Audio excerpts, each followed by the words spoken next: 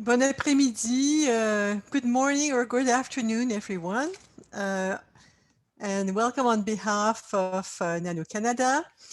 I'm delighted today to host the first webinar of the Canadian Safety and Health Initiative for Nanotechnology and Advanced Materials. It's quite a mouthful, so I won't be repeating it too often. And this is the first of 3 webinars. I'll talk about that later. But about a year ago, we were asked by Prima Quebec, our Quebec Advanced Material Hub, if we would consider forming a national committee, because there was a real need to have a forum to share information on health and safety.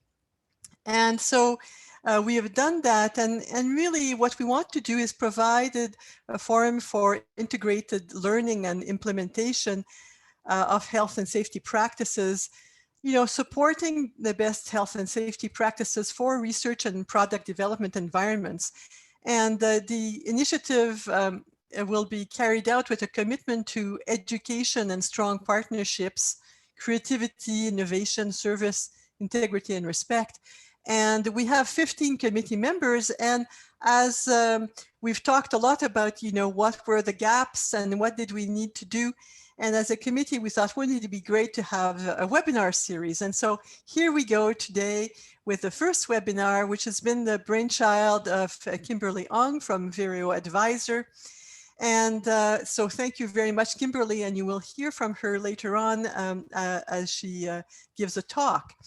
But before we start, I'd like to go over a few housekeeping items so you know how to participate fully in today's event.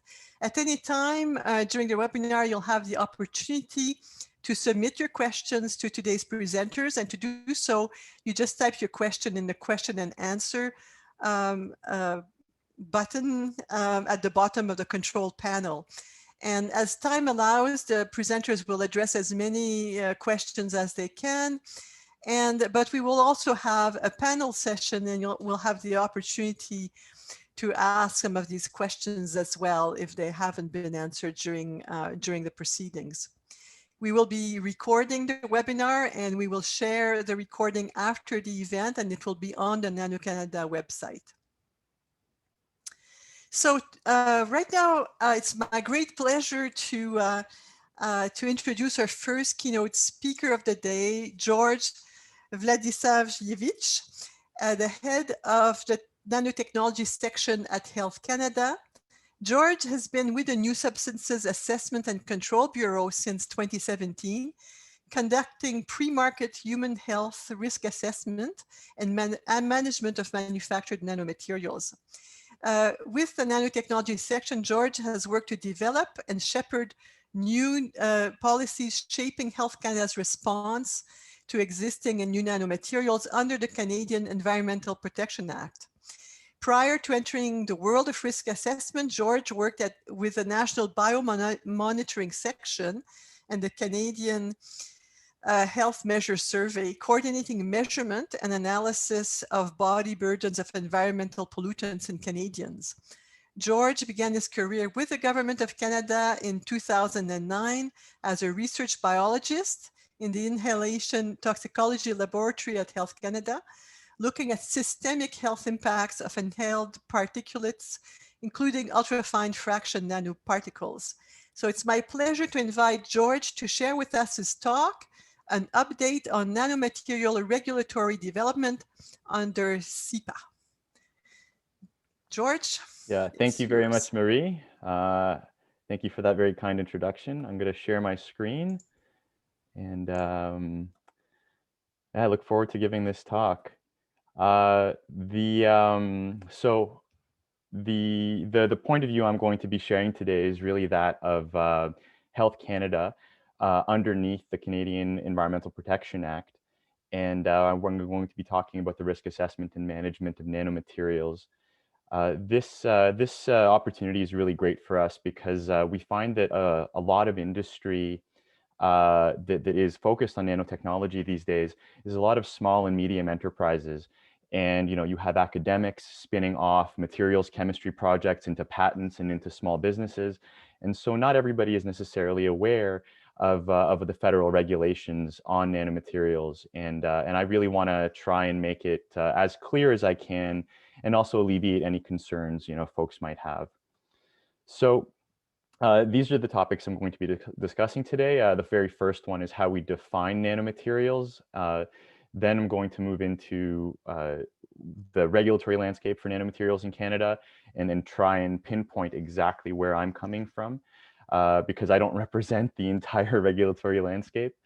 Then we're going to be talking about something that might be fairly nuanced, but the difference between new and existing nanomaterials.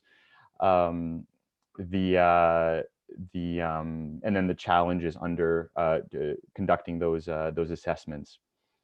So, what are nanomaterials? And it might seem obvious, right, to a group like NanoCanada, but right now there is no international agreement on a regulatory definition. There's convergence on what a nanomaterial is, and it's really on this idea that it's a substance with a particulate size between 1 and 100 nanometers. And because there's no international agreement, Canada so far doesn't have its own regulatory definition. Our program and most programs, regulatory programs in Canada, look at the Health Canada working definition, which was developed in 2011. And that definition is here on the screen, so you can see. It says it's basically any substance, any manufactured substance, component, material, ingredient, device that is between 1 and 100 nanometers in at least one external dimension, or has like an internal surface structure that's at the nanoscale, or, and this is a fairly important or, because it's not and, it's an or it can be smaller or larger than that scale, and includes and exhibits some sort of phenomena that are emergent from it having a size from a size, basically, from it being a nanomaterial. So under CEPA, under the Canadian Environmental Protection Act, we look at a little bit more than just the Health Canada working definition. So a substance is going to be evaluated as a nanomaterial if 10% or more by particle number of a substance is in that nano range, or if 1% or more by mass is within that nanometer, 1 to 100 nanometer range. And the reason that we have these two sort of thresholds is we're really trying to do our best to align with our international partners, to allow something that might be considered a nanomaterial because of this size range in the United States or in Europe. We would look at both of those and try our best to align, right, by sort of accepting both. I hope that was clear, and I can probably answer some questions afterwards, after my presentation. Moving on to the legislative frameworks for chemical substances. The landscape is actually not as simple, as there just being one program that looks at nanomaterials. So substances, chemical substances, are looked at under various acts, depending on which act is best placed to regulate those substances. So there's some that are really obvious, like the Feeds Act, the Fertilizers Act, the Pest Control Products Act, right? If a substance, if something coming into the country or being manufactured in the country falls under one of these, those would be considered the best placed acts. And where CEPA lies in all of this is really at the bottom. CEPA tends to be this catch-all for assessing chemical substances that might not be fully covered in all of their applications under all of the existing acts that Canada administers. So that's to say, a consumer product might be subject to the relevant act, the Consumer Product Safety Act, but it might also require some assessment under CEPA. So the idea here, though, is that these programs do tend to work together to sort of minimize regulatory burden, so that the CEPA, in this case, if something is a consumer product or a food or a drug, it's the act that's above it in this diagram that is conducting the bulk of the assessment. And then under CEPA, the CEPA assessment would be to conduct risk assessments of that substance on things that that previous act might not have covered. So for example, if it's a food or a drug, it would be covered under our program for the environmental assessment portion of it. So some of the acts and regulations, kind of going into it a little bit more, these are all of the, and this is not a super exhaustive list, but it's I think, fairly well covered here. Things that nanomaterials or products of nanotechnology might fall under. So there's the Pest Control Product Act, there are regulations under that, the Canadian Consumer Product Safety Act, and there's several different regulations or other responsibilities like an ingredients disclosure list that are under that. The FNDA, and then SEPA. So under SEPA, there's a specific set of regulations called the New Substances Notification Regulations. And those are administered on the Health Canada side by my bureau. And we look at substances that are new to Canada.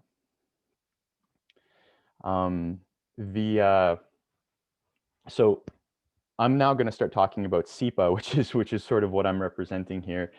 Under SEPA, there are sort of two types of substances. There are those that are listed on the domestic substances list, and there are those that are not listed on the domestic substances list. And that DSL is really the the basis for determining whether a substance is new. And if it's new, then it's subject to the New Substances Notification Regulations. And if it's existing, it's still going to be assessed, but it's going to be assessed differently as under the Chemicals Management Plan, which was launched in 2006. So in 2006, the Government of Canada launched this initiative to conduct risk assessments and risk management, if necessary, of existing substances that are on the DSL, and that work has been ongoing. They've conducted assessments of thousands of bulk substances, and now we're sort of circling back to look at nanomaterials on that DSL that could be existing. So the trick here is that nanomaterials can be both a new substance or an existing substance. If the CAS-RN, which tends to be the default for listing on the DSL, so that's how substances are identified on that domestic substances list. If that substance CAS-RN is listed on the DSL, it will be considered an existing substance. And so you can think of most things, most products of nanotechnology tend to be made of these existing substances, like titanium dioxide, like zinc oxide. Most metal oxides are on that DSL. But that's not to say that we don't get quite a few new substance submissions, things that aren't listed on the DSL. And so currently my group is conducting both types of assessments. The new substances assessments, I think I'll go into first. So part 5 of SEPA really requires the notification and assessment of these new substances. And it's a pre-market assessment that we conduct. So before import or manufacture, notifiers or industry is required to notify us, the government, whether they are intending to manufacture or import. And it really depends on volume thresholds, on these mass thresholds that I have on the slide there. So starting at as low as 100 kilos per year, and that really depends on what the substance is, whether it's listed on other inventories, but it's a tiered approach, so that the more of a substance somebody is looking to notify in Canada, the more information is required. And the assessment periods for new substances, and this is under the New Substances Notification Regulations, the NSNR, the assessment periods range from 5 days to 75 days. So it's not really all that scary. These are still conducted, they're fairly thorough assessments, and they take quite a bit of our evaluators' time. But there are requirements that come with them. So a notification under the NSNR for a substance not listed on the DSL, a notifier might be required to have specific sets of phys-chem data, specific toxicological studies for human and ecotox, and the assessment conclusions. Depending on the assessment conclusions, we might require further action. So that might require the publication of something called a SNAC, a Significant New Activity Notice, which is really just a trigger, which can be triggered by unforeseen uses that we feel might require more assessment. And with the NSNR, we actually have quite a bit of power to condition the use of those substances or those materials if we do find particular sorts of risk. So this is one avenue where the government of Canada can regulate substances under CEPA. And I should mention that these assessments are conducted not just by Health Canada, but we have colleagues at Environment Canada. The risk assessment of substances under CEPA is actually led by Environment Canada. And so my group would contribute to the human health risk assessment, and I have colleagues who would conduct the ecological risk assessment, and those would be joint in a report, and the substance, the risk management of the substance might be on the human health side or the environmental side. Those regulations, the last time those regulations were updated was 2005. And so the challenge is that we don't necessarily have a tailored set of regulations for these new substances that's tailored to nanomaterials. And so what often happens is evaluators from the program will ask a notifier if they can provide some of this additional data. So like particle size, shape, if they have aspect ratio, if they have dissolution rates, if they have surface properties that they know of. We might ask for a broader sets of questions regarding uses, regarding potential applications. The health and toxicity studies that we need to look at for nanomaterial risk assessment sometimes differ from those that are for traditional chemicals. So I can give a quick example. Something like the Ames assay for genotoxicity is generally not recommended for particles. So if we're testing the toxicity of a particle, the Ames assay has trouble identifying whether that particle is or is not mutagenic, because those particles have no way of necessarily making it into the cell if they're poorly soluble because of the cell bacterial wall. So we normally will recommend different sorts of genotox studies, or studies that might be more relevant to the route of exposure. So often with new nanomaterial substances under the NSNR, we do have some follow-up questions. And we get about, depending on the year, we get about 10 of these per year, which makes me think that perhaps either there's not as big of an industry here in Canada as there might be somewhere internationally on the nanotechnology front, or that maybe we're just not doing as good a job of kind of public outreach to ensure that everybody's kind of in compliance with these regulations. So yeah, since 2015, we've done about 50. We've conducted 50 assessments of nano and potential nano assessments. One of the things the program provides is actually a pre-notification consultation, which will allow notifiers to meet with our team, and we can discuss how best they can meet those regulations, those obligations under the regs.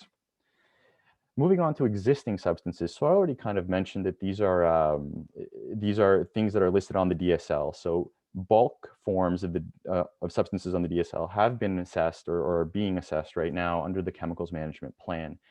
And the identifiers are often CAST numbers, so the CAST based. And CAST doesn't differentiate between different nanoforms or even between the bulk or the nanoform. So what we've found is that often you do see sort of a divergence in potential hazard or even potential exposure from going from the bulk substance, bulk form to the nano. And so the government feels it's important to assess these existing substances, not just at the bulk scale, but also at the nano scale. And I already mentioned, many nanomaterials being manufactured really are made up of chemicals on the DSL. And so that's really that to us represents like the big pile of work yet to do, right? To do these assessments and to make sure that that that technology is being applied safely for human health and environment. So what have we done so far on existing nanomaterials?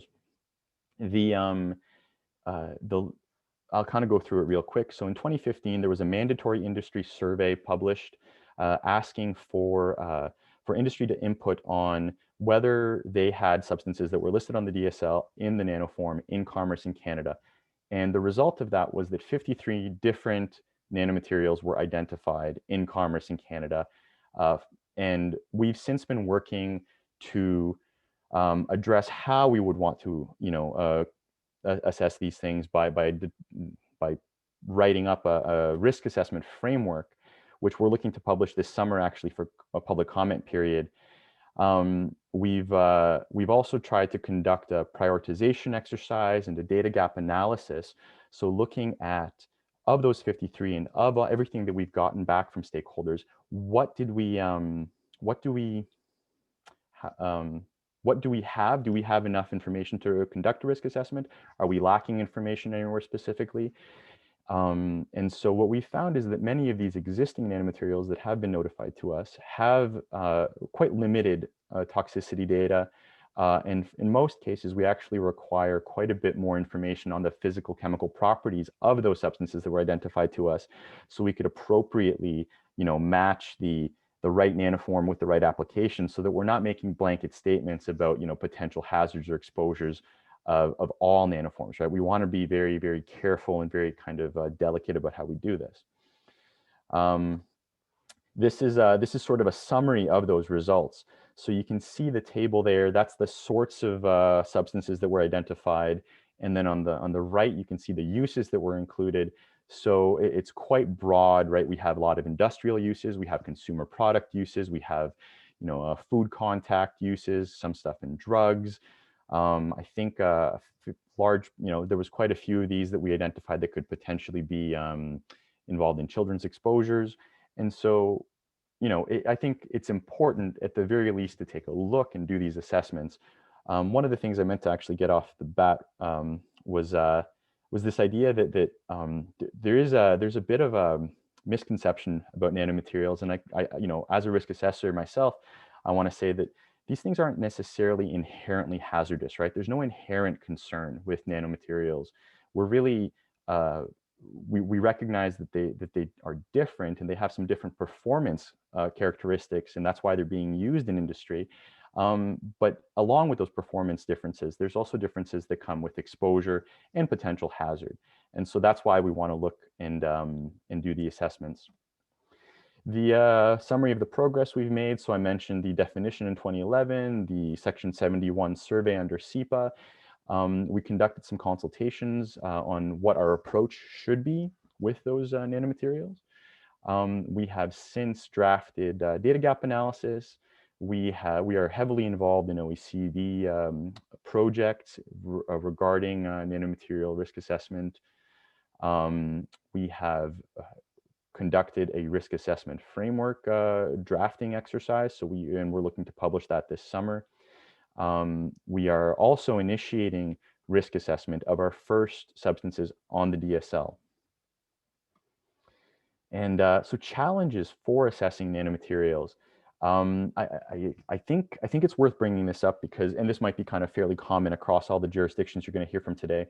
The big challenges are things like nomenclature, right? So what differentiates one nanoform from another?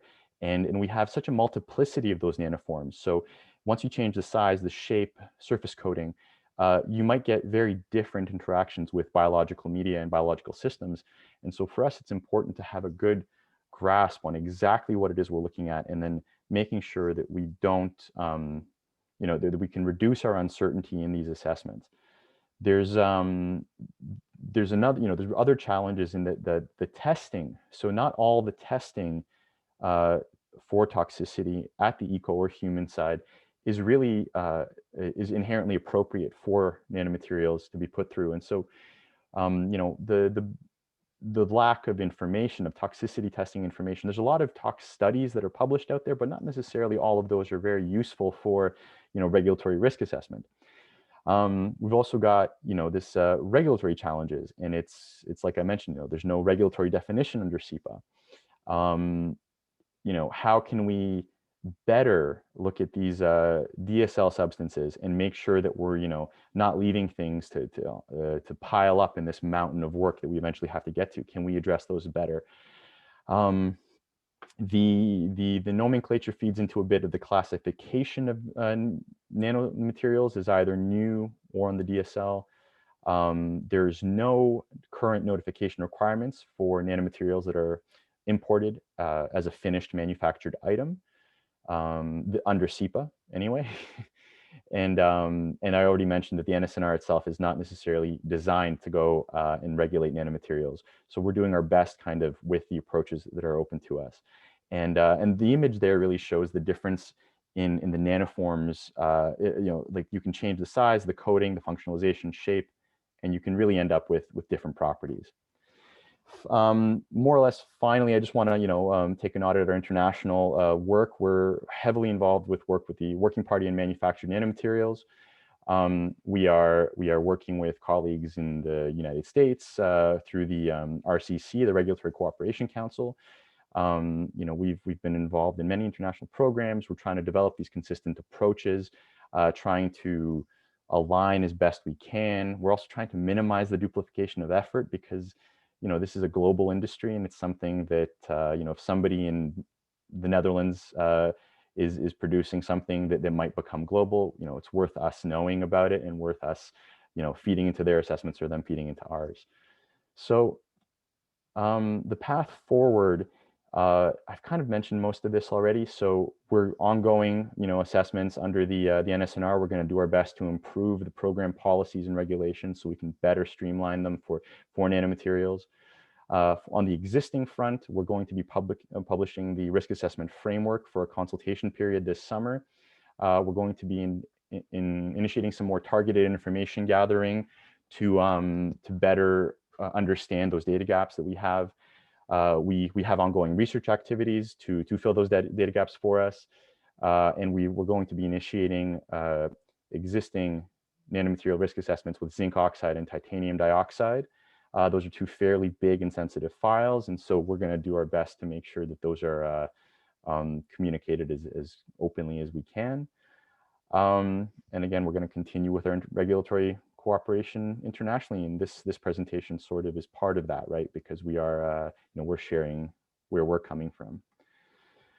Finally, these are some of the contacts you can get in touch with if you have any questions, any concerns, if you would like to notify a substance.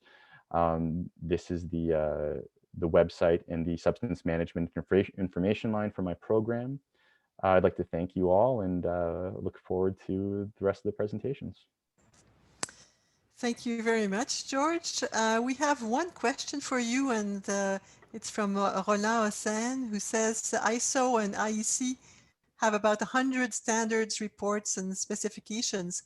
And have they been used to help with definition and testing and health and safety? So how best to answer that? Yeah, the short answer is yes. We have two of our chemists actually sit on the ISO TC229 committees. They're on several of the working groups there. The one thing as a government that we tend to do is we tend to send notifiers to things that are more open. So like the OECD test guidelines.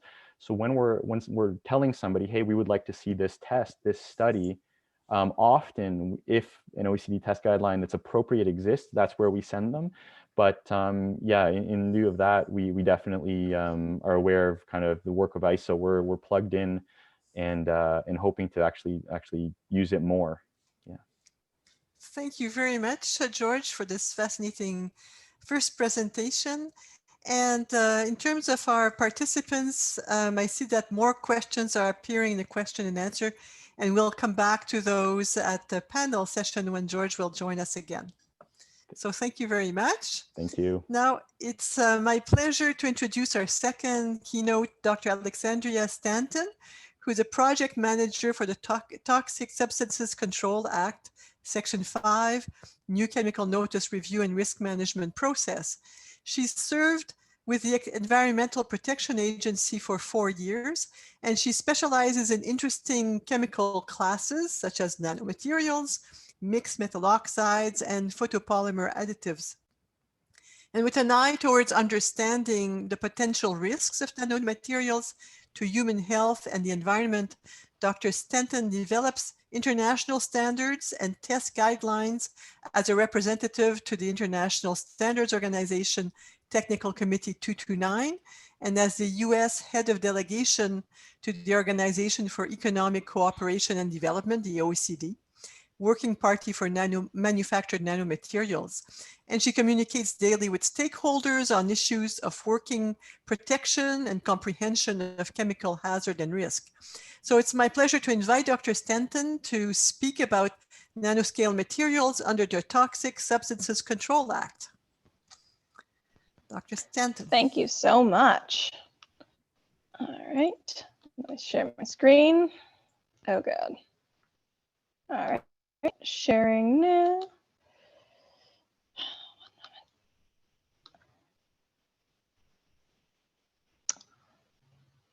Hopefully that has worked. All right, thank you so much for that lovely introduction. So today, like I said, we're going to talk about nanoscale materials, specifically under the Toxic Substances Control Act. And we're going to review both what we do in that regard for new chemical assessment and also how we handle nanomaterials that are already in commerce. And this will, touch upon some things that George already spoke about regarding the unique properties of nanomaterials and their potential concerns, and also go through an example of a new chemical nanomaterial submission that has been released publicly. So many laws within the US are applicable for nanomaterials. Nanopesticides are assessed under FIFRA, which is also within the EPA. If there's a nanomaterial with a use related to food or cosmetics or drugs, which we all know is a popular topic right now, that's actually handled by the FDA. And TSCA, the Toxic Substances Control Act, is a little more general, a little more of a catch-all. It's the law that's kind of in there for applications in paints and inks and materials and just a little more general things. One thing I always find interesting is that, all of these are US laws, and in fact, 2 of them are handled specifically by the EPA, but they do have different requirements and basis for assessing and managing risks. The materials that are required for submissions and the potential outcomes, they're quite variable. So even within the US, you have quite a spread of how nanomaterials are handled. And then if you look even a little bit beyond that, you can compare this talk to, George's, or I know Kimberly's is coming up. Any changes even outside of the US, there's such a variation in how nanomaterials are tested, how they're assessed, what the reporting requirements are, and basically, even though the hazards and risks profile might be similar for all of these nanomaterials across all of these laws, how they're handled is quite different. Oh God. Well, you can do it, computer. You'll have to forget my computer. I just updated today, so it's sad. All right. So 1976, great year, not born yet. We got the Toxic Substances Control Act, and then we decided 40 years later that it was probably time for it to be updated.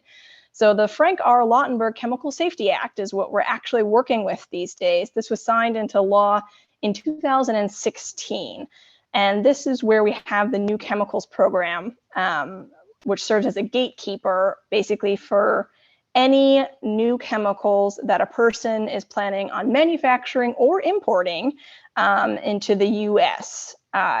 We want to see that chemical in advance so that we can manage potential risks to human health and the environment. And when we get that notice, that's called a pre-manufacture notice. The EPA is required to review those PMNs within about 90 days and use that time to assess any potential risks both to human health and to the environment from that chemical. One of the interesting updates from 2016 to TSCA is that we have to make an affirmative finding on those new chemicals, or what we call significant new uses of those existing chemicals, before you can enter those chemicals into the market. So before any import, before any manufacture, we have to make an affirmative finding under TSCA. And when we've made that finding, if there's potential risks that we've identified, there needs to be action to mitigate those risks before it can enter into commerce.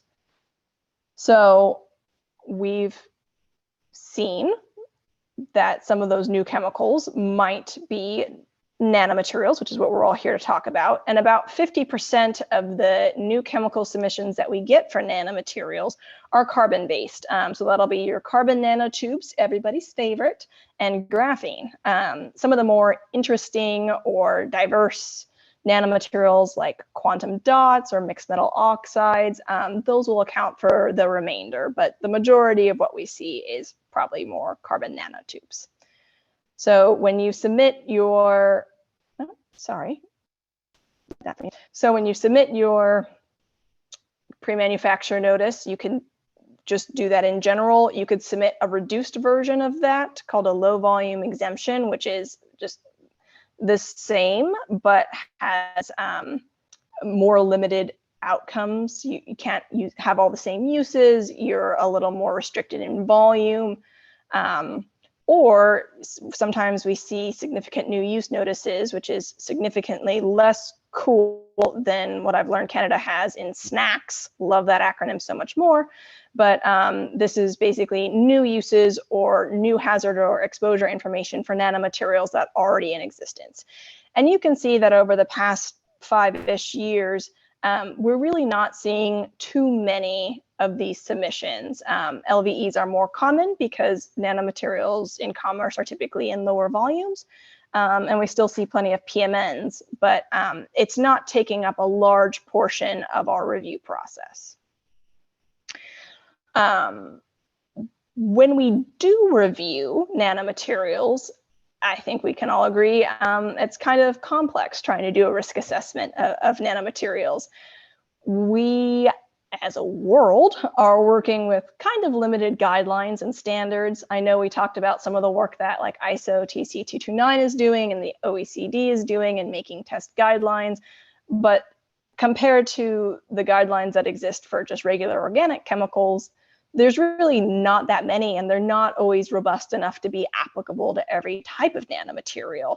So data collection, data analysis, it gets very tricky modeling these types of chemicals. It makes all of the risk assessment just a little more complex. So even though we have seen over, the past 20-ish years, we'll just say, maybe 250 new chemical notices that could count as nanoscale materials, there's still quite a lack of information, which is frustrating. And because we're stuck with this lack of information, we take multiple actions in our regulation to control and limit the exposure of those chemicals. We might limit the use of them, for example, or we might require PPE, or put in restrictions for how they can be disposed of or released into the environment. We might even require testing up front before someone ever dares to import or manufacture these types of chemicals. So under TSCA, there's 5 potential determinations that can be found for new chemicals, but pretty much exclusively for, or I should say, for nanomaterials, we almost exclusively find this insufficient information to present a reasoned evaluation and may present. So what we're saying is we don't know enough about this to say definitively, affirmatively, that's our word, right? To say affirmatively that there will not be risk, and it may present risk based on the limited amount of information that we do have. So we have to regulate using a Section 5E order, or a consent order is what they're often called. So someone has submitted their new nanomaterial to us. We have made a determination on that chemical. And if the person chooses to then commence manufacture, their chemical might be added to the TSCA chemical inventory.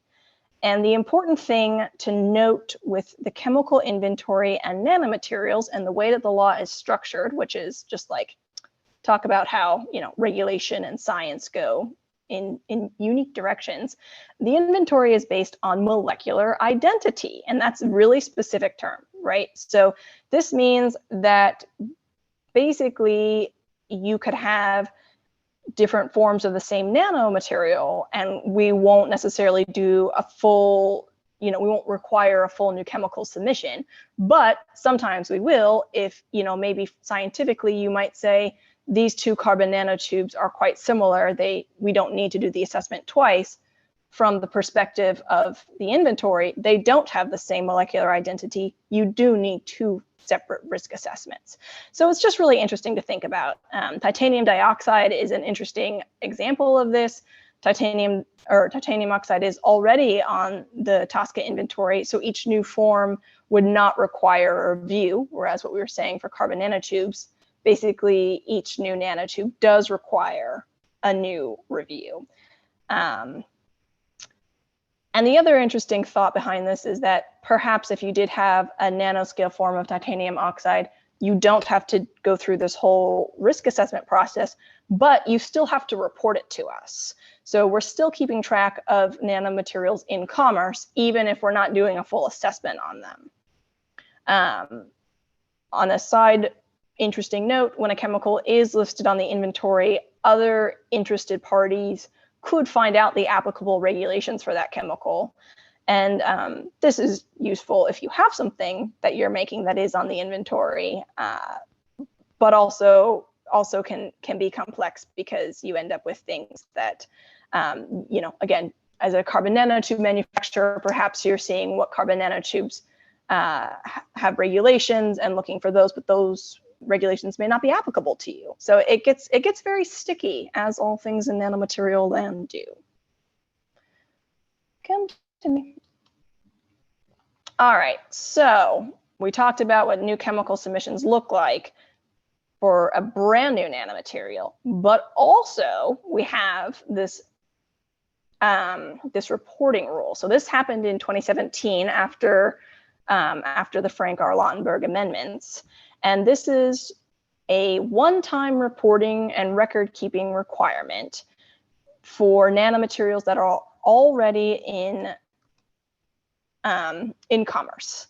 So this rule requires companies that manufacture or import or process certain chemical substances to notify us of what those chemicals are and how they're used. So this is going to be, production volume. If you have specific chemical identity, we want that.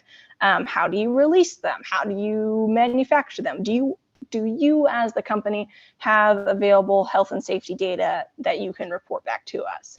And this is to capture, like we said, those chemicals that don't have a different molecular identity, so don't require a full new chemical review, but are still nanoscale. So we had, basically in 2017, the kind of catch-up period for if prior to that point you had, processed a reportable substance, you can tell us in 2017, and reporting of any of the new manufacturer process is ongoing. And this just is kind of an observational rule. We are not necessarily taking action. We're just better understanding how nanomaterials are being used in commerce, and are they in consumer products? Are they being released into water? We're not trying to say, based on this rule, that nanoscale materials will or will not cause harm to human health or the environment. But now that we're collecting this data, if there is further action that we need down the line, we will have had a record showing how the US has already been involved in nanomaterials. So within the first year of this reporting requirement, about 60 nanomaterials were self-reported, and we've only had about 25 more since then. Most of these are metals or metal oxide derivatives. And the other interesting fact is that most of these are low production volume, which is again in line with how we think about nanomaterials being used in products.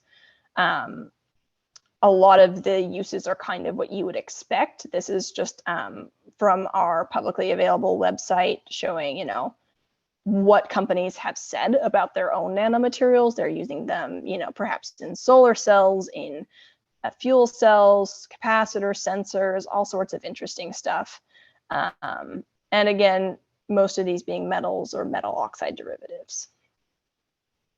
So touching back to, nanomaterials in general, definitions vary, right? But when we're thinking about nanoscale materials for either reporting or for a full chemical assessment, we're talking about chemicals that exhibit unique properties that result from their size and are less than 100 nanometers in at least one dimension, which is very similar, if not pretty much the same as the Health Canada definition.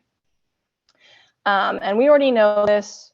We're very obsessed with nanoscale materials because they have the same molecular composition as their bulk, their bulk friends, but they have those really unique properties. And we're not often sure how those properties translate into risk for human health and the environment, or if they do at all. Like we said, there's not necessarily an inherent risk, but we don't know that there's not. So even though we're really excited about these distinctive characteristics because we get these novel applications for nanomaterials and they can do all sorts of cool things, they also result in a unique set of fate, transport, exposure, human, ecological health impact scenarios. And that's what we as regulators are kind of trying to keep ahead of in our risk assessments. If you're looking at the environmental impacts, we know that nanomaterials, fate, and transport in the environment are very dependent on their material properties like surface chemistry, particle size, and biological processes in environmental media. But we also know that most of those nanomaterials are inherently non-biodegradable. So you're getting a lot of ceramics, a lot of metals, a lot of metal oxides, and they're going to persist in the environment, potentially in their nano form, potentially, dissolving into ions. And we don't always know how to model that or the processes by which that's happening. So because of that, I think we're all aware that there's test guidelines happening within OECD to try to address some of this work. But because of that, right now, EPA considers nanomaterials to have an unknown environmental hazard, a U rating is what we would say. And that's pretty important for then how we regulate. On the health side, of course, there's even more unknowns because we know that there's potential for cell injury and oxidative stress, and these vary based on charge and size and dose. Most nanomaterials are coated. So your particle coating and the size and the surface treatments, those can all affect how your nanomaterial is, basically handled by your body. So you're having such varied hazard concerns on the health side. They vary by route of exposure, everything. That's also making it difficult for us to have sufficient information to make those findings on human health effects. So essentially what this is saying is we have looked at many, many nanomaterials, and they're all a little bit different. And the ways in which they are different in their effects on human health and the environment reaffirm our kind of standing choice that most nanomaterials get that insufficient information and may present risk finding. And that's why they're regulated mostly with consent orders. So we see this in the example below with this carbon nanotube submission. So this company submitted a 70-30 single-walled, multi-walled nanotube mix to us in, I'm going to say 2015 based on memory. And they actually have quite a low production volume. It's only 80 kilograms a year. And I believe, yes, they were manufacturing it. So they only had 2 uses. And they had a pretty low production volume, but they still got that insufficient information determination because, again, they have the U rating for biologic, and we all, or for ecologic, and also we're unclear on the biological risks. So we regulate by a consent order, and again, very low production volume, but even so, you can see there's upfront testing requirements and many restrictions. They can't release any of it to water. They have to dispose by incineration in a very specific manner. All of the workers touching it have to use dermal protection, respiratory protection, and they have to do a 90-day inhalation study and conduct annual physical chemical testing for 3 years after they commence manufacture. So this company did all of that. They submitted to us their 90-day inhalation study and 3 years of physical chemical testing. And we reviewed it and accepted it and found all of that data to be acceptable. And we lifted some of those restrictions on use so that they could maybe use this in polymer matrices and they don't have to keep doing the annual PChem testing. But because, again, there still remains so much uncertainty, those disposal requirements, those worker protection restrictions, they're still in place. So to this day, even though this company has very low production volume, very well characterized their sample, and even done human health testing, there's still a huge amount of uncertainty regarding this material, and we can't affirmatively say that there's no risk. And that is just the life of nanomaterials right now, at least. So essentially, regulation of these types of materials can be difficult. They have very unique and diverse properties, and that's why we love them. But under TSCA, it's still our job to protect human health and the environment while we continue to collect information through either the reporting rule or new chemical submissions, and just gather more information about potential hazards, exposure routes, and even just how these are being used in commerce. And again, I know George touched on this a bit, but the field continues to expand almost every day. New international standards, new test guidelines, expansions to existing test guidelines.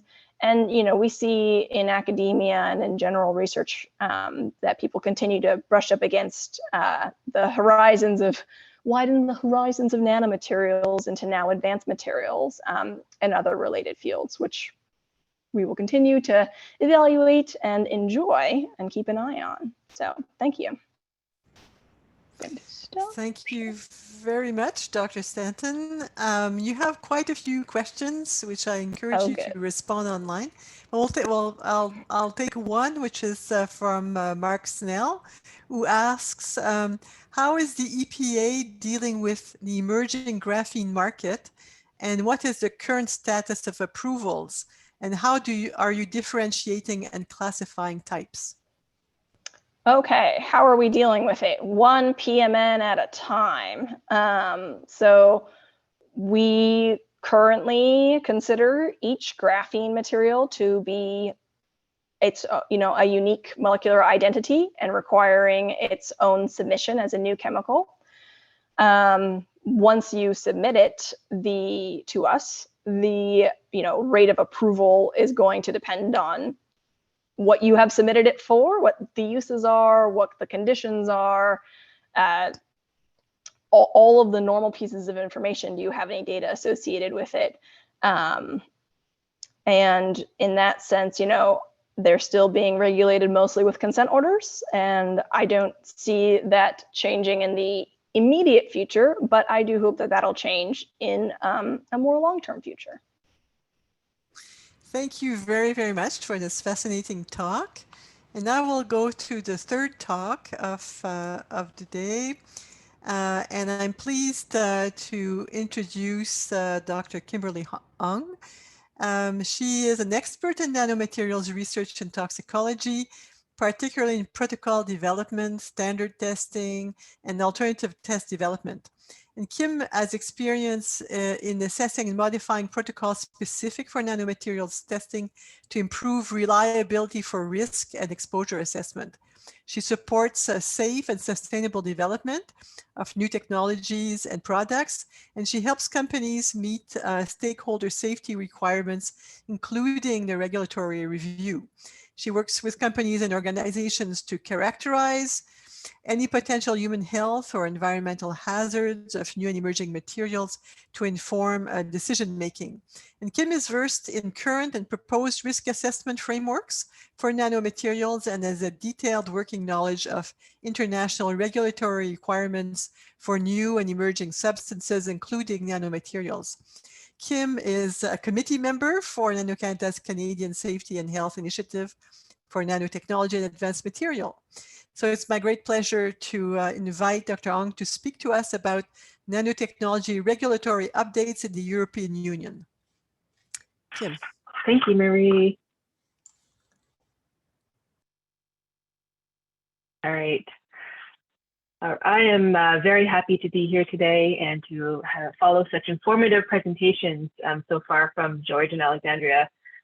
So I am with Vireo Advisors. I'm based in Canada near Toronto, and I'm not connected officially to any regulatory agencies, but we at Vireo do work extensively on emerging and advanced materials, and I personally have been working on nanomaterial toxicology and safety since 2007. So today, what I want to do is provide a brief overview of the EU chemicals regulations and updates on nano-specific issues.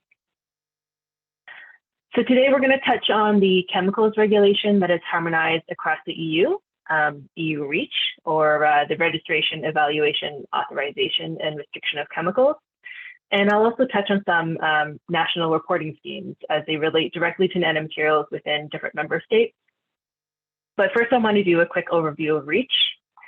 The REACH regulation is the primary regulation focused on protecting human health and the environment from any risks that may be posed by chemicals.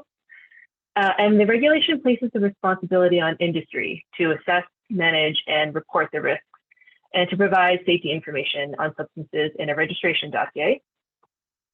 So the European Chemicals Agency, or ECHA, is primarily responsible for receiving and performing the dossier evaluation. And this is done primarily through 4 processes of REACH. So first, registration.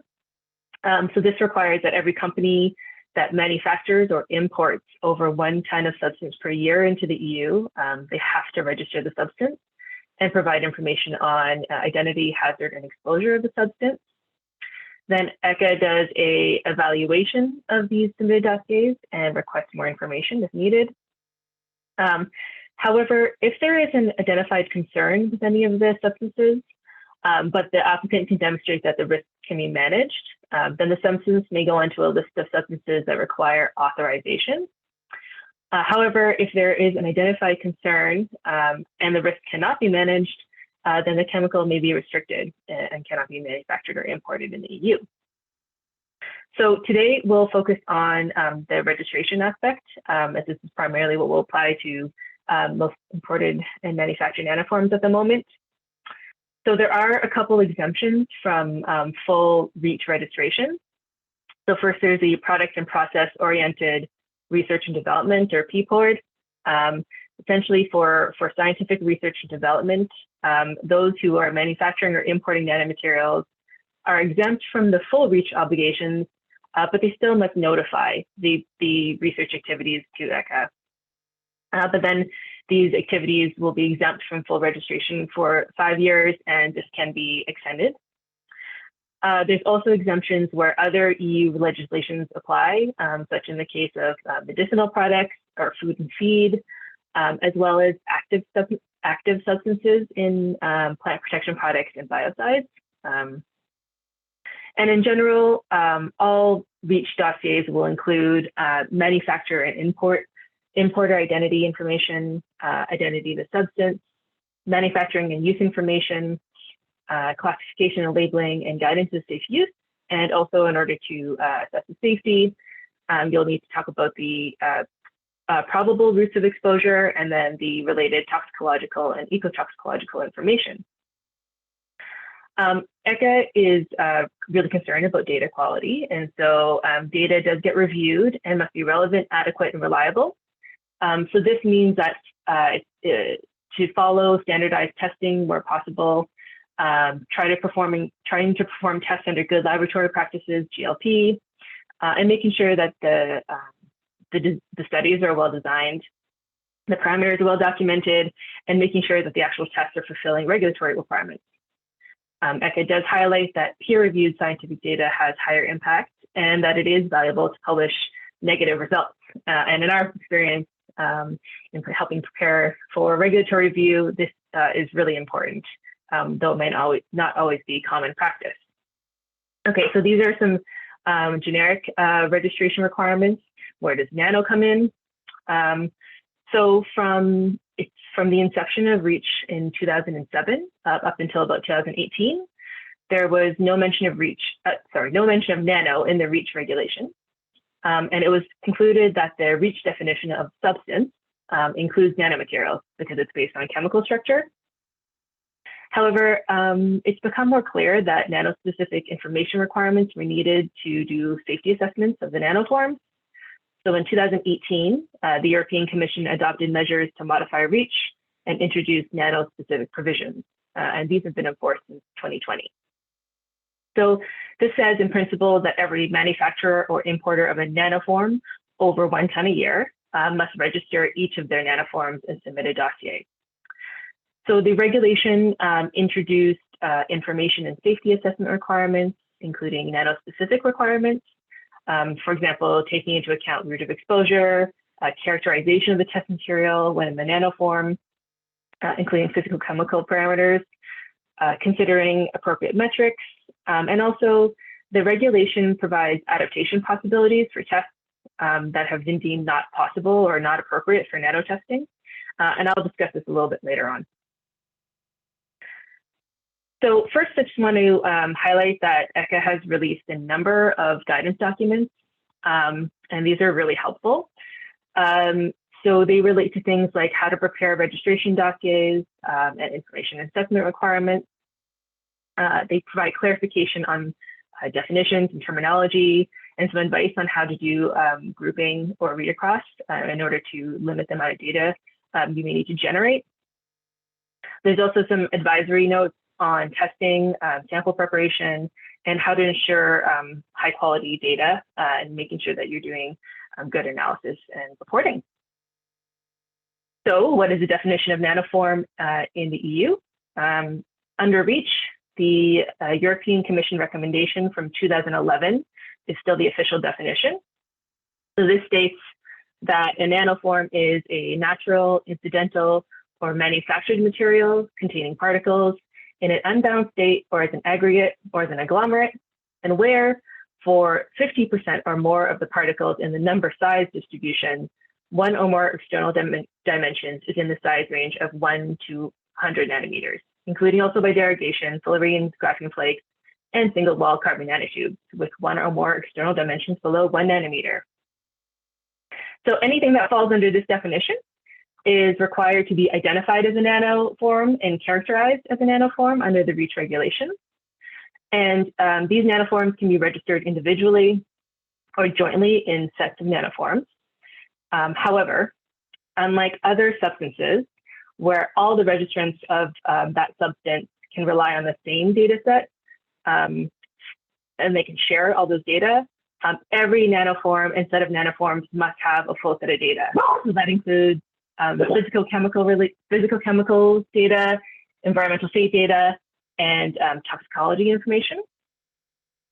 And this information includes things like nano-specific information, like particle number size distribution, shape, aspect ratio, and crystallinity, specific surface area, information on the surface functionalization or treatment, and for inhalable nanoforms, information on dustiness. So depending on the volume thresholds that you are manufacturing or importing, you are required to perform experiments or model data to provide information on the environmental state and ecotoxicity and human toxicity. So the larger a volume threshold that you report, the higher number and the more complex type of testing you need to perform and submit.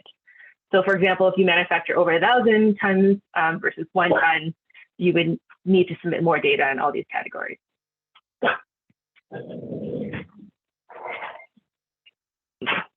Okay, so there are some recommendations specific to nanomaterials that I thought I would bring up to this audience. One of the general advisory notes recommends that dissolution and solubility is actually a very important aspect of determining whether or not you should follow the nano-specific guidance. So, for example, if a nanoform dissolves really quickly, then nano-specific recommendations for safety testing are not applicable. I'm sorry, one moment.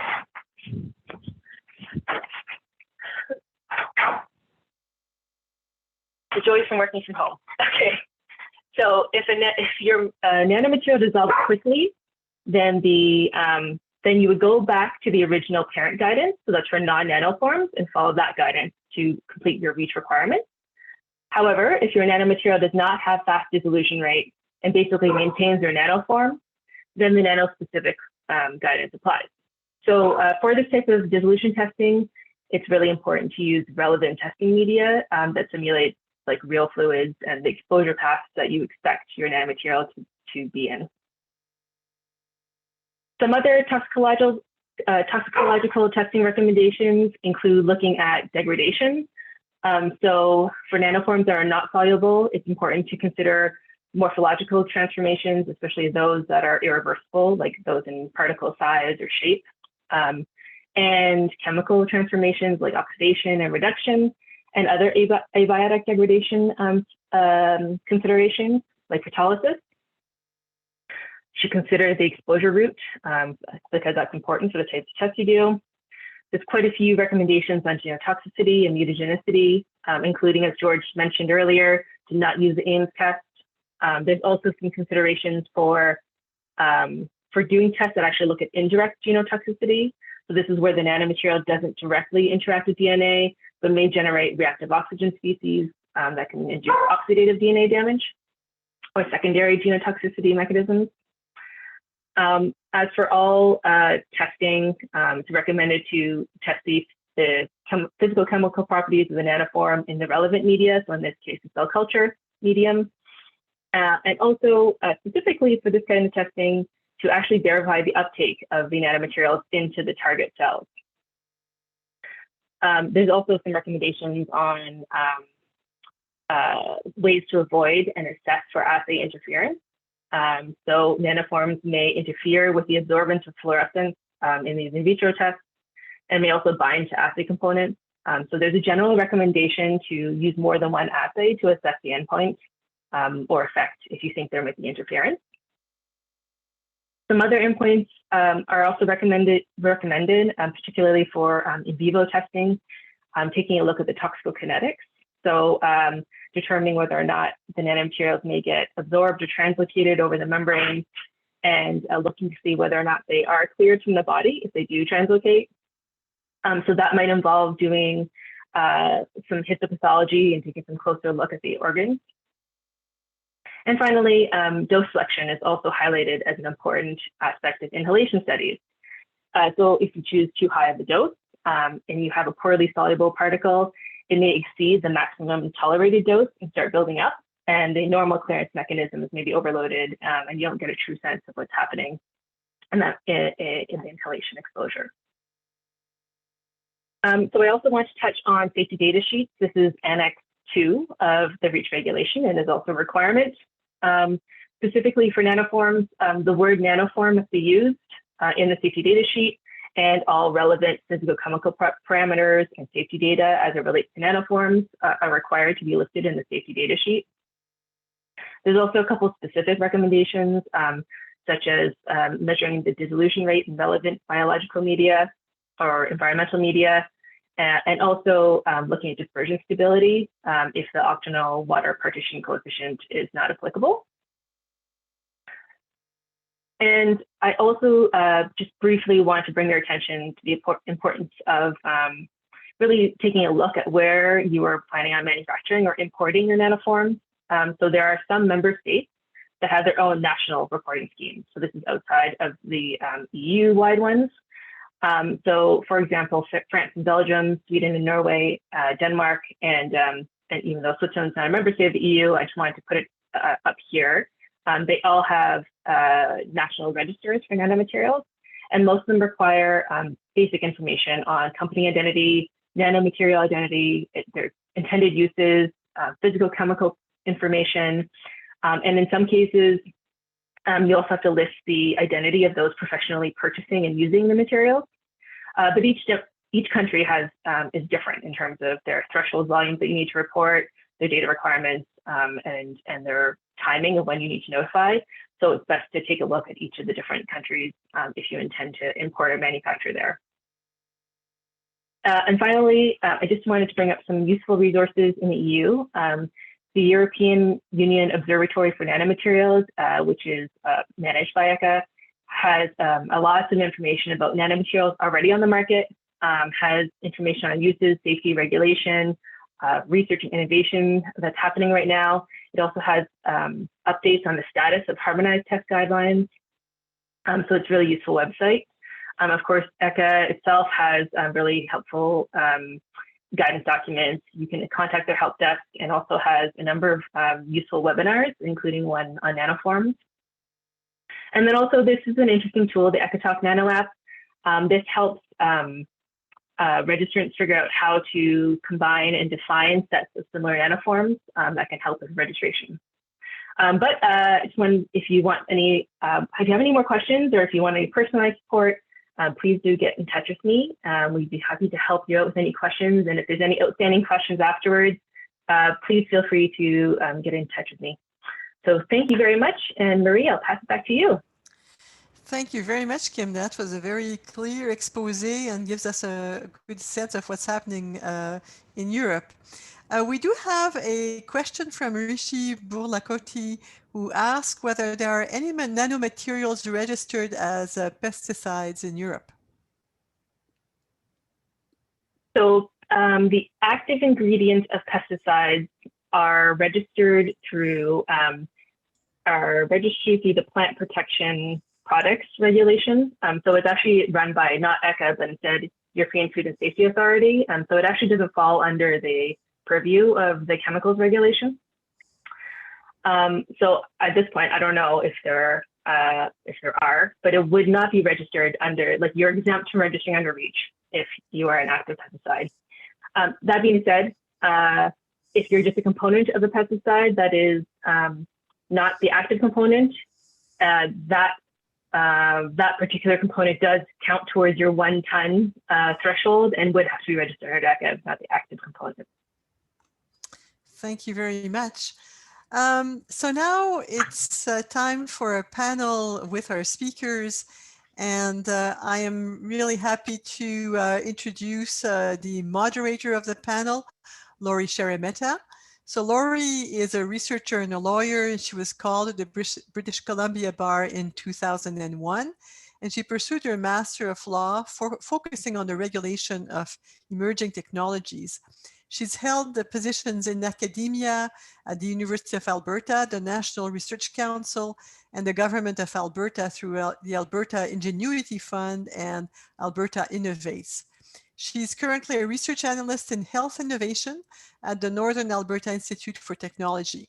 So it's my pleasure to invite Laurie to lead a 15-minute panel discussion with our keynote speakers, after which I'll come back and give some concluding remarks. Laurie, the floor is yours. Thank you very much, Marie. And thank you so much to the speakers, George, Alexandria, and Kim. Talks were fascinating. It feels a little bit to me like Back to the Future, as I did work in the nanomaterial space. I did my thesis, in fact, on the regulation of nanomaterials, and it feels like not a lot has changed, in fact. And I thought I was going to be so far behind the times.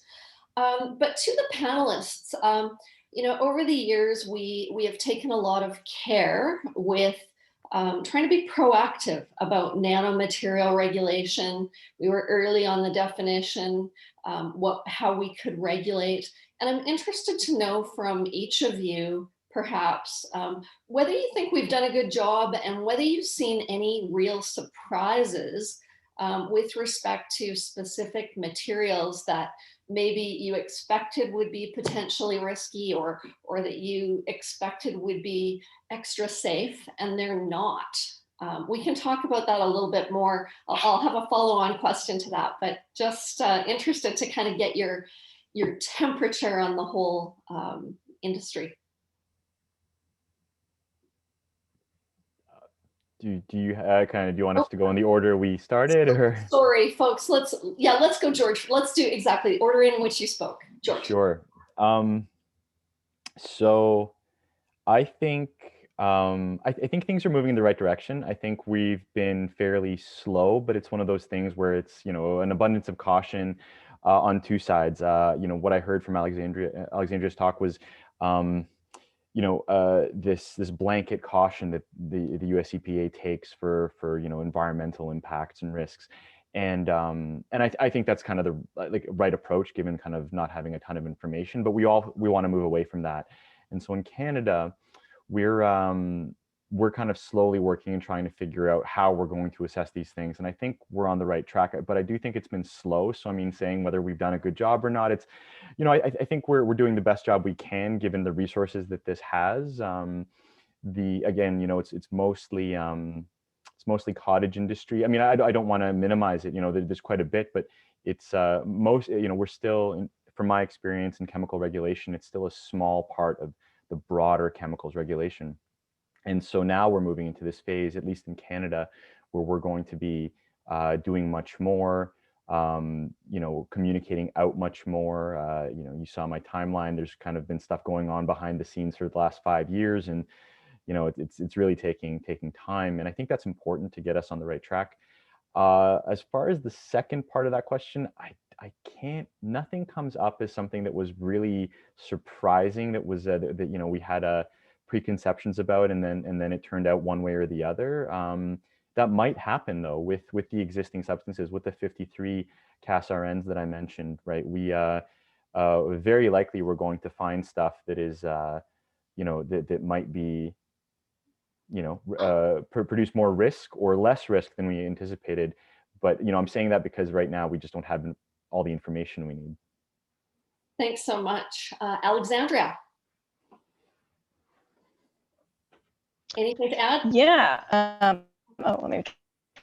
So I'm not so creepy. Yeah, I think it's the best way to think about it is we did not have preconceived notions of what would or would not be dangerous or hazardous, and therefore there's not surprises. But I do think we continue to see such a diversity in nanomaterials that are being used in commerce that it's also interesting to consider that each of those may or may not have different hazards. And so every time you encounter a new nanomaterial, it's a very new interaction, a new way of thinking, a new way of regulating perhaps, and that's what keeps the field so fresh. Thank you. And Kim, over to you. Yeah, I actually did find that I have experienced some surprises as my career has progressed. So I started in academic research in 2007 and thought that maybe nanomaterials were the next big, dangerous, toxic, horrible thing. And I did lots of tests that were probably at pretty too high doses, like really high doses, looking for mechanistic work. And as time has gone on, as George mentioned, it seems like we can't say that there's any inherent toxicity associated with nanomaterials. And I think that might have been a bit of a misconception amongst many people because it was new and tiny and scary.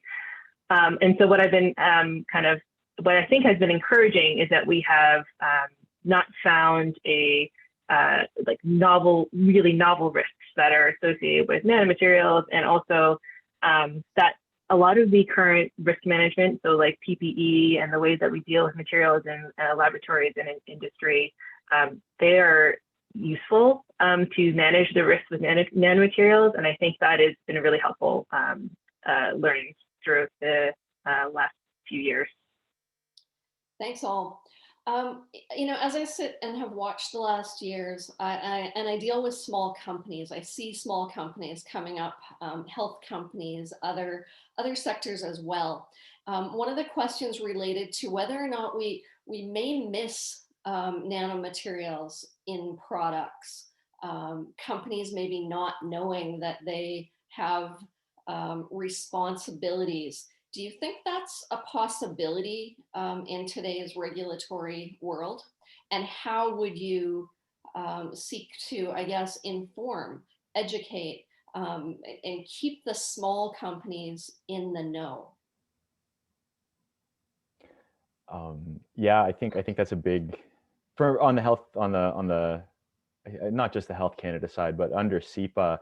That's a big risk. And actually SEPA explicitly doesn't deal with finished articles. So things that come in that are imported as finished products, whatever chemical makeup they might have, we don't necessarily look at that. That's looked under the Consumer Product Safety Act. But they actually, and they do work with us to kind of address, concerns that they might have about nanomaterials. So one of the things my shop is trying to do is really bridge as many of those, make as many bridges with other regulators as possible, so that we can advise them when we see something, so they can advise us when they see something. That's kind of what we're working to do. More broadly, attending these kinds of events, doing our best, for outreach. There is under SEPA, there is a compliance promotion group who we are seeking to work with, and really perhaps develop fact sheets if necessary, develop like targeted outreach if necessary. So that's for our end. Thanks, Alexandria. Yeah, very similarly, TSCA does not address articles. So once your, nanomaterial, if it exists, is incorporated, that's beyond our particular control. But I do think it's also important to note that, there are agencies, our own Consumer Product Safety Committee and stuff, that are addressing, getting the word out, as it were. But from the TSCA perspective, we're also not trying to punish anyone or track anyone down for lack of information. You are always only required to report what you know. So even when we're doing the 8A reporting rule and we want you to tell us about nanomaterials that already exist in your products in commerce, if you don't know that there's a nanomaterial in one of your products, you import it from someone else, you don't know, we're not going to wait outside the wings to take you down and, punish you for potentially exposing consumers or something like that. That's not the point of this. Again, all of what any of us are trying to do is just gather information about nanomaterials and their uses and how we're interacting with them. Thank you. Yeah. So REACH is also does not take articles. Articles are not included as something that you need to register under REACH. But I think there are some things that the ECHA is doing to help with transparency in the supply chain, such as the requirement to include the word nanoform in your safety data sheets, which should be passed on to customers. And then there's also if the substance is deemed hazardous or requires authorization, so it becomes a substance of very high concern, there is a requirement to report that if there's a presence of over 0.1% down the supply chain. So I think there are some processes in place in order to help communicate those types of hazards to smaller companies and companies down the supply chain. Excellent. Now, there was a question that was up earlier, and I believe it was Alexandria that asked it, but I'm going to put it out to the panel for a broader conversation, because I think the graphene market is something that's of a lot of interest right now.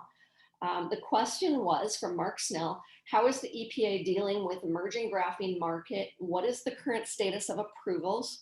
And how are you differentiating and classifying types? George, let's go to you first. Sure, yeah, so I can answer from Canada's perspective.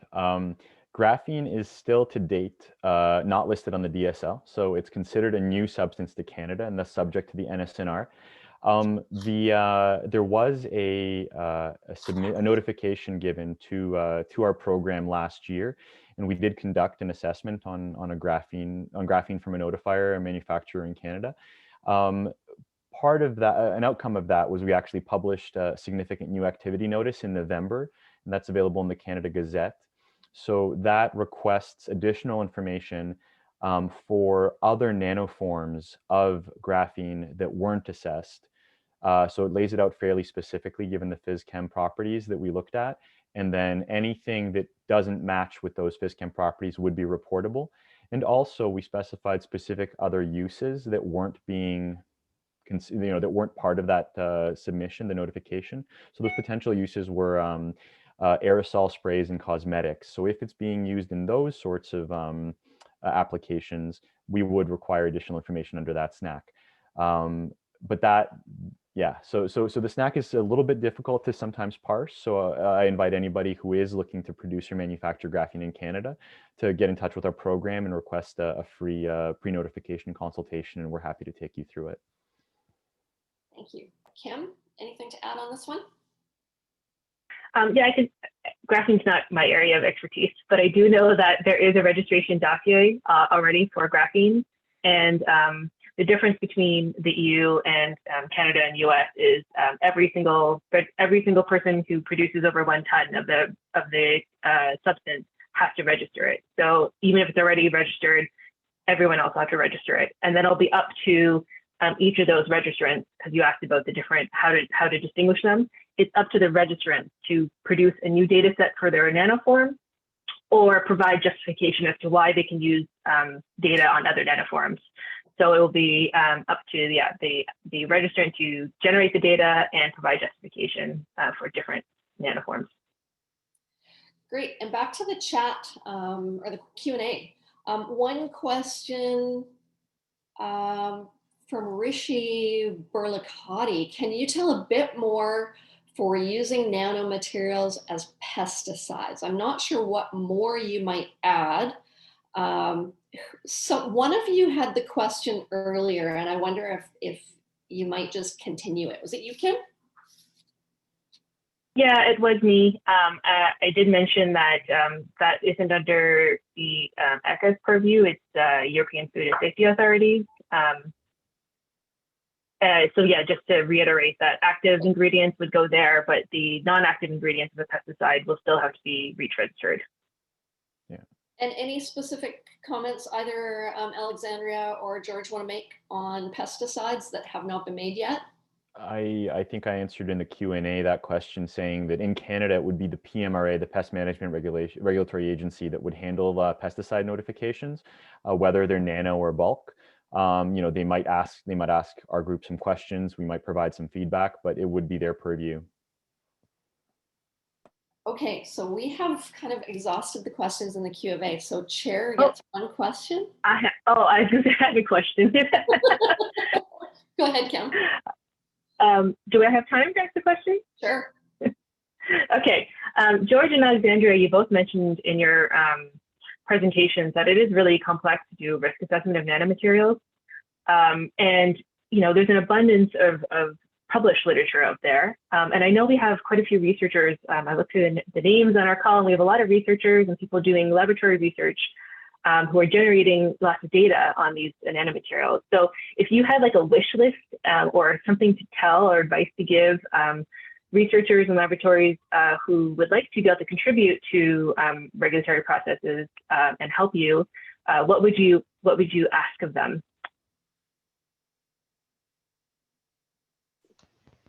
I can start quickly, George. And that's to publish negative data.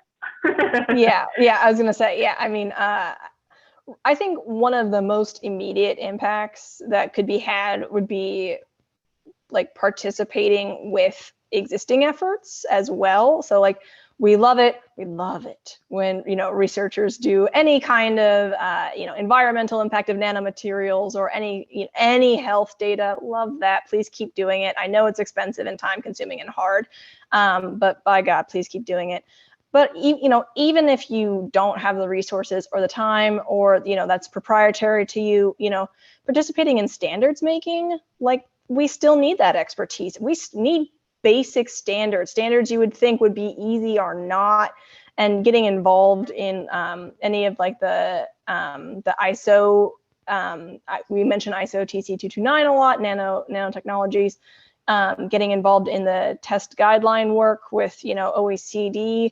They're doing so much work. It's time consuming. It's hard. We need all the experts we can get. So even on a low level, if that is what you can contribute, please offer your knowledge and your expertise where it will have a very broad impact and where we will actually be able to incorporate that into our existing regulations. I love that. That sounds, I mean, that, yeah. The thing I could perhaps add is and researchers are getting way better at this, but in the early days, 10 years ago or more than 10 years ago, characterization was all over the place. And so even now, if you look through the literature, not every study that's looking at the toxicity of a substance in a given exposure, they don't do they could do better jobs of characterizing those particles. So like having it really well characterized, so that we can then apply that information if we need it for read across or for really specific assessments of a specific nanoform. And the other thing that might be worth mentioning is, this is more of a problem than a solution, but looking at more than just one nanoform of a specific substance, I'm aware that BASF conducted a really great, like just the best possible, inhalation, long-term exposure inhalation study with cerium oxide and barium phosphate, I think. And they did these, and it was just one nanoform of this particle, right? It was a multi-year bioassay. They did genomics, they did everything. I think it cost them 4 million euros. And that's going to be great information, but it doesn't necessarily tell us everything about cerium oxide that we might need to know for an assessment, right? We might require different, that kind of information for different nanoforms. Now I recognize it's not feasible to conduct that kind of work for every single nanoform. So the kind of work that can allow us to do better read across, that can let us link nanoforms with tox endpoints from those very well established studies, that would be very valuable to us. Well, thank you very much, Laurie, for moderating this panel. And I want to thank our speakers for these fascinating talks, for giving your time and your expertise. Congratulations and thank you so much. For people who have been listening to this webinar, please take a moment to fill out the survey. If you're interested in TC229, you can please contact Janice Workington at NanoCanada. Our next webinar is on June 14th, and you can see the title is going to be fascinating, and it's a brainchild of Ludwig Vinces from Université de Montréal, who's one of our committee members.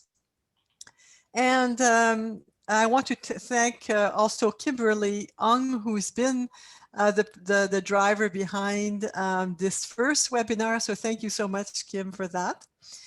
And I'd like to finish with another invitation, and that is, please look at the NanoCanada website. We are actually preparing our first international conference, which will take place next June 2022 in person, we hope, in Edmonton, when the days are long and the city is beautiful. And in order to just whet your appetite, there will be a launch event on October 21st. It's online. And please check our website. You'll see that the registrations are opening very soon. And we are very strategically positioned between an event called Adventures, which will be held in Calgary from June 1st to 3rd. You can spend the weekend in Banff and then come to our conference from June 8th to 10th. It's called From Earth to Space, and it's the enabling power of advanced materials and nanotechnology. And then if you're a chemist, you might want to stay for the Canadian Chemistry Conference and exhibit in Calgary as well. So there are your plans for travel in 2022. And thank you very much for being with us this afternoon. And of course, the themes I've just shown up there. So please visit our website. Thank you all. Merci à tous. Thank you very much. Thank you, everyone, the NanoCanada team. Thanks, Laurie. Thank you all.